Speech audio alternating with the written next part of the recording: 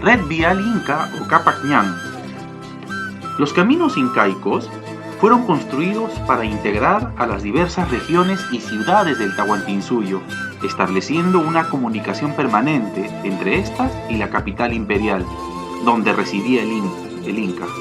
Era un vínculo territorial y un medio defensivo que posibilitaba el desplazamiento rápido del ejército inca a cualquier parte del territorio.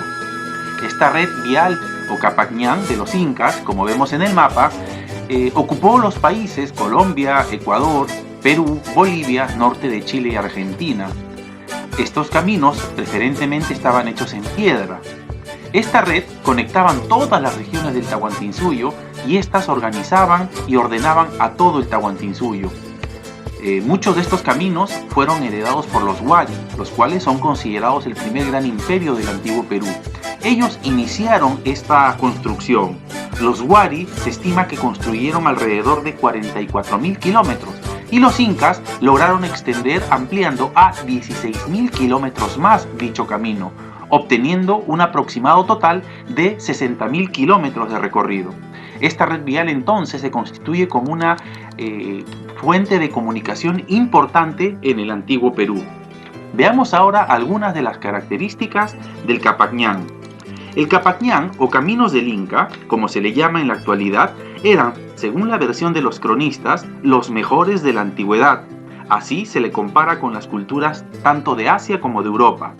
Primera característica, eran construidos exprofesamente para peatones y para auquénidos de carga. No eran aparentes para los caballos ni para la rueda que aportaron posteriormente los españoles a su llegada a nuestras tierras. Por lo general, estos eran rectos, evitándose así las curvas.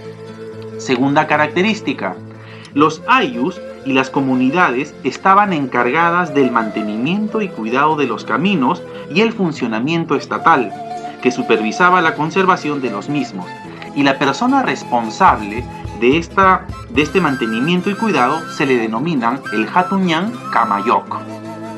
Tercera característica, en la región andina o la sierra, los caminos eran empedrados y las pendientes se vencían con escalinatas esparciadas, construidas de piedra o mediante la rampa o plano inclinado. Los desniveles eran anulados con muros o pircas de piedra. A veces se cortaban las cumbres de los cerros con la perforación de pequeños túneles. Muchos caminos incaicos eran verdaderas obras de arte, pues fueron esculpidos sobre la roca madre. Bordeaban así abismos profundos y eran empedrados en su integridad. Las escalinatas eran hechas de piedras labradas y los ríos eran flanqueados con algunos puentes. Siguiente característica. En la costa, los caminos eran rectos como los que vemos aquí en la imagen.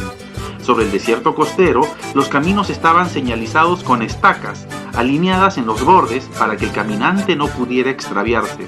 En los sectores donde las neblinas impedían la visibilidad, los caminos estaban señalizados con soga. De este modo, se podía viajar de noche, sin peligro de extraviarse.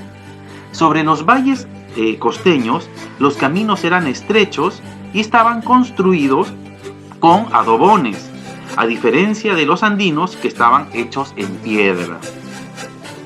Principales caminos incaicos.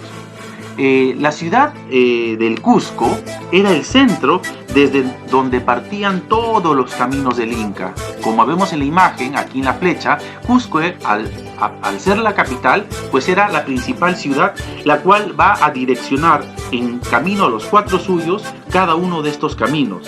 En el Cusco confluían los caminos provenientes de todo este espacio geográfico.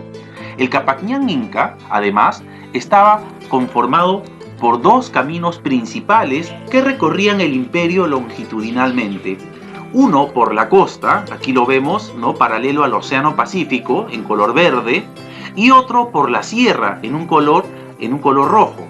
Y también existían caminos secundarios que cruzaban el territorio al este y al oeste, es decir, era una red de caminos que permitía interconectar las principales ciudades de todo el espacio andino o de todo el espacio del Tahuantinsuyo. Vamos a ver que existieron una serie de construcciones y elementos importantes en el Capacñán.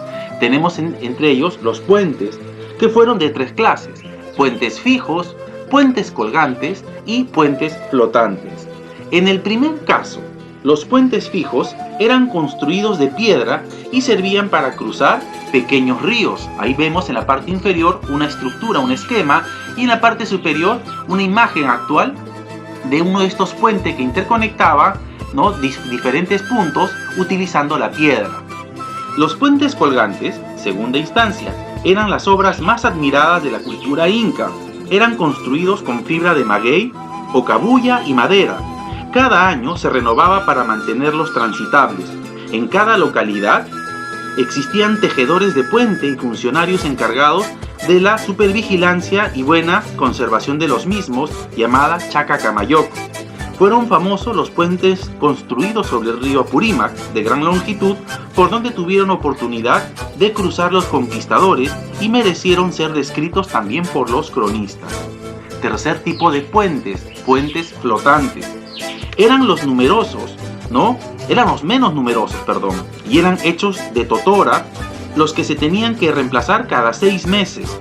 El puente que sobresalió dentro de esta categoría fue el que se construyó sobre el río Desaguadero, en el lago Titicaca, en el que se tenía 13 a 14 pies de anchos por una vara de altura sobre el nivel del agua. Y esta permitía interconectar sobre todo islotes con el espacio territorial que estaba flanqueado por el lago Titicaca en este caso. Vamos a observar también que existe otro elemento importante, las orollas. Las orollas eran cestos que se deslizaban sobre la larga soga fijada sobre ambas márgenes de un río. En el cesto se colocaban a las personas que deseaban pasar de un lado a otro. Estas orollas eran los cables tirados de una ribera a otra. Nótese aquí que para cruzar un río donde no existe un puente, precisamente se podía transportar a las personas con la finalidad de poder comunicar a ambas partes. Como medio de transporte también se utilizaba una cesta que era jalada mediante una soga en el borde opuesto. Hasta el día de hoy se siguen utilizando estas orollas en algunos sectores de nuestro país. Tenemos ahora los tambos. Los tambos eran establecimientos construidos en la ruta de los caminos imperiales, en donde se guardaban los productos básicos que proveían de las tierras del Sol y del Inca, los tejidos confeccionados con lana de los auquénidos, y en donde pernoctaban los viajeros y caminantes en general, o los funcionarios del imperio, incluyendo al Inca en particular. Estos eran despensas y también arsenales donde se abastecían los pueblos en caso de calamidades como las sequías o las heladas, o el ejército en caso de movilización o guerra. El curaca de la zona era el encargado de velar por el buen funcionamiento de estos establecimientos, y el funcionario responsable de su administración era el tambo camayoc. Aquí vemos una imagen, un dibujo al centro, donde vemos posiblemente cómo estos tambos estaban alrededor de todo este camino inca, y al lado derecho las ruinas de lo que hoy en día podemos encontrar en lo que fueron los tambos en su época de mayor auge y apogeo. Vamos a hablar ahora de un personaje muy importante, que son los chasquis. Los chasquis, son los mensajeros oficiales, y ellos llevaban comunicaciones, objetos, quipus e inclusive alimentos de un lugar a otro en el imperio.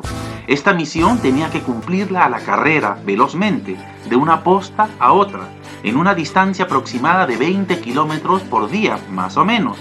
Antes de llegar a la posta, el chasqui, que exhibía un penacho de plumas blancas en la cabeza, hacía sonar la zampoña o el pututo e iba anunciando el mensaje a grandes voces. De esa manera, el siguiente chasqui ya lo esperaba listo. Era posible también que corrieran juntos un trecho hasta transmitir el mensaje, no se detenían. La palabra chasqui es una voz quechua que proviene de chasquí, que quiere decir recibe. Nace inspirado en los mensajeros mochicas y chimúes. Los chasquis se estima que eran jóvenes resistentes entre los 18 y 20 años más o menos. Ellos cumplían el servicio de la mita, vivían en unas cabañas alimentándose de los productos de los tambos. Se relevaban cada 15 días y guardaban en secreto los mensajes. Y si pecaban de infidentes, recibían 50 golpes de porra en la cabeza, y cuando morían se les quebraban las piernas. Tenemos los chasquihuasis, que eran los espacios donde estos podían descansar después de haber hecho un recorrido relativamente agotador. Entonces, estas son las principales características que posee el camino inca o Capac Ñan. Gracias por tu atención, chicos. Entonces, hemos aprendido lo que significó el Capac Ñan en la época incaica y la trascendencia histórica que ésta tiene, incluso hasta el día de hoy, al ser considerado un patrimonio cultural de la humanidad. Hemos visto sus características y los principales elementos que aquí podemos encontrar a lo largo de todo su recorrido.